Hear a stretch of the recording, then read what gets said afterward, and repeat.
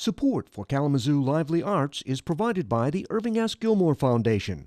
Watch Kalamazoo Lively Arts every Tuesday at 6 p.m.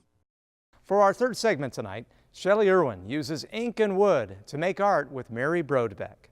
I'm an artist, and I produce Japanese woodblock prints. Japanese woodblock printmaking became part of my life in the 1990s.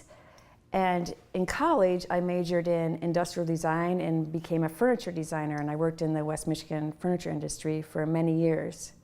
My interest in the landscape and nature is the whole reason I am an artist. Eventually, the landscape sort of spoke to me, and so I just followed my heart and decided to become a landscape artist. Mary, I am ready to learn the art of printmaking. Take it away. All right, well, I'm very excited to show you. I've got 2 blocks here. They're already ready to print. They've been carved and printed before, so they already have ink on them. But where you start is with the design, and this is what this is here. These 4 prints. Right. This is the design or the pattern that you start with. But this is what a finished block looks like. Wow. You carve away the non-image area so that what gets printed is raised up. Yes. And that's what gets inked. And then the paper goes in the same paper shelf as the pattern that you've carved out. Right. When I was in graduate school, some of the teachers there saw something in me that maybe I would be interested in studying in Japan. So it was suggested to me by professors at Western Michigan University, and they made connections for me to study with a teacher in Japan, Yoshisuke Funisaka. Learning this process in Japan was a total immersion.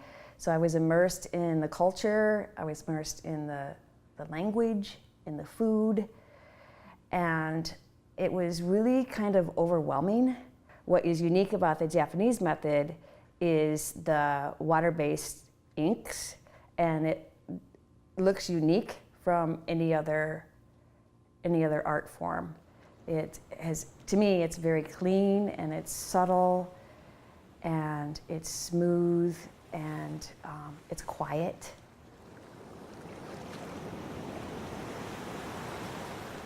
Okay, I'm gonna take my water bottle and I'm gonna dampen the brush a little bit. And I'm gonna get the paper, or I'm going to moisten the block. Raised, and concentrating on the raised, right? Right. Can you hear it? I can hear it. That's part of the process. Wow, the sounds. Yeah, the sound of art. Yep, absolutely. Step 1. So I'm going to put on the gray ink. And this is, like I mentioned, the color mover brush. So that's just putting the material onto the block. Okay, there's our paper. Okay, then you hold onto the paper with sort of like they call it a scissor grip. So this looks like a pair of scissors here. And you put your thumb down in the corner like that, and your other thumb on that edge, and you just drop it down. Then you put this over the top, so it becomes a little bit smoother to rub, and you rub the back like this. You're pressing. Yes, I'm For pressing. printmaking. Yeah. Right. The real benefit of my work is that I get to be in the landscape and feel really connected to it. And that's what I like about being an artist, and that's what inspires me. That is what has inspired me for many years. This is the same exact process that people have been using for hundreds of years. Unlike digital media, where the software continually changes, the equipment continually changes. Okay, so that's the second block over there. So replace this with this? Right. Okay, good. And you might notice that this is a non-skid cupboard liner. So this shouldn't move. Right. Okay. So when you rub on this, it stays solid. Stay solid. Right. Great. Well, like we did with the other block, we have to get it a little bit Moist. right. The raised material is our key here, correct? Correct.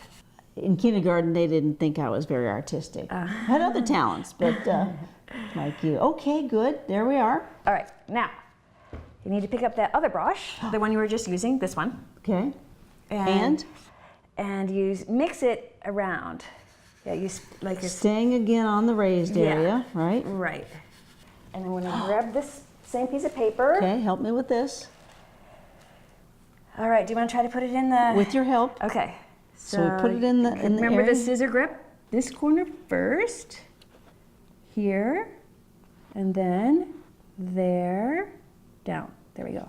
There. Then this on there, and now you try to hold this flat. Hold it flat, not on an angle. Flat, like this. And I'm pressing. What's next? Why don't you pull it off? With your help? All right, pull it up like this. Oh, I feel perfection. Mary, that's wonderful. That's it. Yeah. That's it, isn't it? Yes, that's it. How long do you let it dry? It can just air dry at this point, and it depends on the humidity. It could dry in 10 minutes or maybe 20 minutes. Wow. Yep, that's it. There we go. Thank you, Mary. You're welcome. Shelly described Mary's art for us. It's called Japanese Woodblock Printing, and boy, there is attention to detail in this art. She actually spent a lot of time in Japan with an artist that certainly knew his job inside and out, and I got to do a little of this art.